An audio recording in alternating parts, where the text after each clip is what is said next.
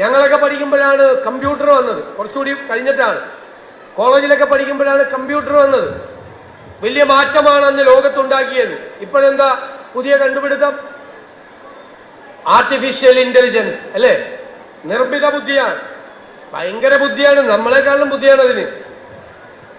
Artificial ഇന്റലിജൻസിന്റെ experts പറയുന്നത് ഇതുവരെ മനുഷ്യൻ കണ്ടുപിടിച്ച കണ്ടുപിടുത്തങ്ങളെല്ലാം മനുഷ്യന്റെ നിയന്ത്രണത്തിലാണ്. 2020 ഈ ദശകം കഴിഞ്ഞാൽ മനുഷ്യന്റെ ബുദ്ധിശക്തിയേക്കാൾ അപ്പുറത്തേക്ക് സൂപ്പർ ഇന്റലിജന്റ് ആയി മനുഷ്യവംശത്തിന്റെ ചരിത്രത്തിൽ ആദ്യമായി മനുഷ്യൻ കണ്ടുപിടിച്ചൊരു കണ്ടുപിടുത്തം നമ്മളെക്കാൾ ബുദ്ധിയുള്ളതാവാൻ പോവാ അല്ലേ? അതിലൊരു തമാശയായിട്ടൊരു കാര്യം പറയും. മനുഷ്യൻ ഒരുപാട് കുഴപ്പം പിടിച്ച സാധനങ്ങൾ കണ്ടുപിടിച്ചിട്ടുണ്ട് ഇല്ലേ? കടാര, ആളുകളെ കുത്തിക്കൊല്ലാം അല്ലേ? ആളുകളെ വേണമെങ്കിൽ കുത്തിക്കൊല്ലാം, കടാര. പക്ഷെ കടാര അതേ ഇവിടെ കൊണ്ടുവന്ന് ഈ ടേബിളിൽ വെച്ചാലോ എന്ത് പാവമാണ്. ഒറ്റയ്ക്ക് എഴുന്നേറ്റ് ആരെങ്കിലും കുത്തിക്കൊല്ലോ? ഒരു മനുഷ്യൻ വേണം അല്ലേ? അതുപോലെ ഫുൾ ഓർഡർ ആയിട്ടുള്ള ഒരു റിവോൾവർ, ഒരു തോക്ക്, ആ തോക്ക് ഈ ടേബിളിൽ കൊണ്ടു വെച്ചാലോ?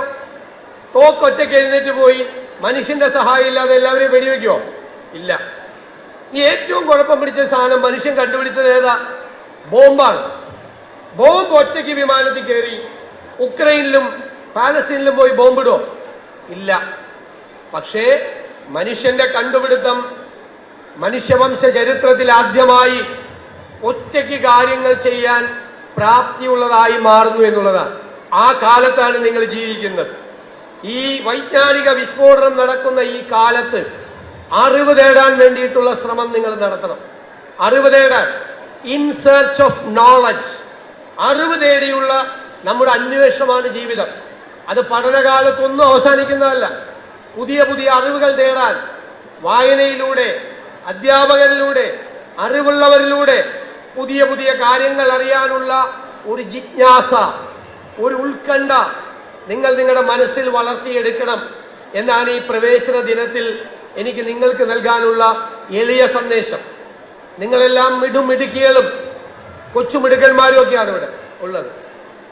ഇന്ന് പെൺകുട്ടികളുടെ വിദ്യാഭ്യാസ കാര്യത്തിൽ നമ്മുടെ നാട് ഒട്ടേറെ മുന്നോട്ട് പോയിരിക്കുന്നു.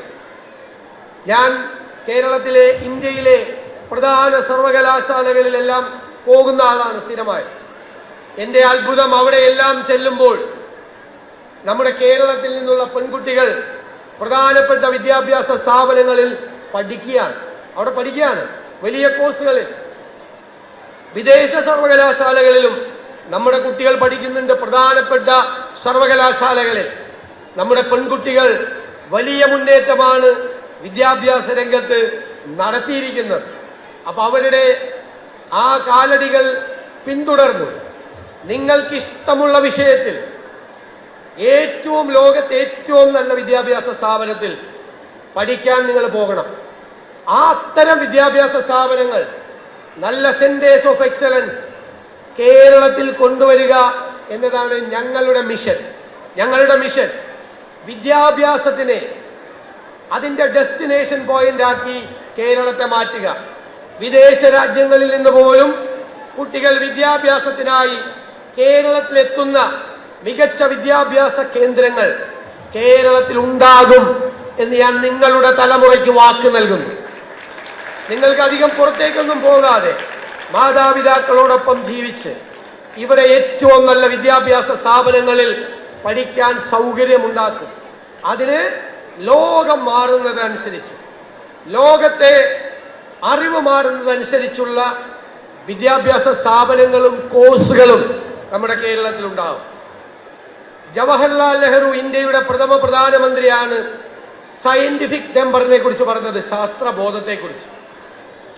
നമ്മൾ കേരളത്തിൽ കൂടുതൽ ശാസ്ത്രബോധമുണ്ടാക്കാൻ ജവഹർലാൽ നെഹ്റുവിൻ്റെ നാമധേയത്തിൽ സയന്റിഫിക് സെന്റേഴ്സുകൾ, സയന്റിഫിക് ടെമ്പറിനുള്ള സെന്റേഴ്സ് ഓഫ് സയന്റിഫിക് ടെമ്പേഴ്സ് ആരംഭിക്കുക. വലിയ മാറ്റം നമുക്ക് പൊതുവിദ്യാഭ്യാസ രംഗത്തും ഉന്നത വിദ്യാഭ്യാസ രംഗത്തും ഉണ്ടാകണം. അതിന് കേരളത്തിൻ്റെ പിന്തുണ വേണം. അധ്യാപക സമൂഹത്തിൻ്റെ, രക്ഷകർത്താക്കളുടെ, കേരളത്തിൻ്റെ പൊതുസമൂഹം, നമ്മുടെ ഏറ്റവും വലിയ അധ്യക്ഷൻ മന്ത്രിയുടെ സൂചിപ്പിച്ചതുപോലെ ഇൻവെസ്റ്റ്മെന്റ് എന്നുള്ള വാക്ക് ഉപയോഗിക്കാമോ എന്നെനിക്കറിയില്ല. നമ്മുടെ ഏറ്റവും വലിയ നിക്ഷേപം യഥാർത്ഥത്തിൽ നമ്മുടെ കുഞ്ഞുങ്ങളാണ്. ഈ കുഞ്ഞുങ്ങൾ നിങ്ങൾ വളർന്ന് വലുതായിട്ട് വേണം നിങ്ങളുടെ മാതാപിതാക്കളുടെ സ്വപ്നങ്ങൾ മാത്രമല്ല ഈ നാടിൻ്റെ സ്വപ്നങ്ങൾ കൂടി സാക്ഷാത്കരിക്കാൻ. നിങ്ങൾ മയക്കുമരുന്നിനെതിരായി അതിശക്തമായ നിലപാടെടുക്കണം. നമ്മളോ നമ്മുടെ കൂട്ടുകാരോ ആരെങ്കിലും മയക്കുമരുന്ന് ഉപയോഗിക്കുന്നുണ്ടെങ്കിൽ അതിൽ നിന്ന് പിന്തിരിപ്പിക്കണം, അവരെ പിന്തിരിയാൻ പ്രേരിപ്പിക്കണം. നിങ്ങൾ ഞങ്ങളുടെ എല്ലാവരുടെയും സ്വപ്നമാണ്. ആ സ്വപ്നം അതിനെ തകർക്കാൻ നടത്തുന്ന എല്ലാ ശ്രമത്തെയും നമുക്ക് പരാജയപ്പെടുത്തണം.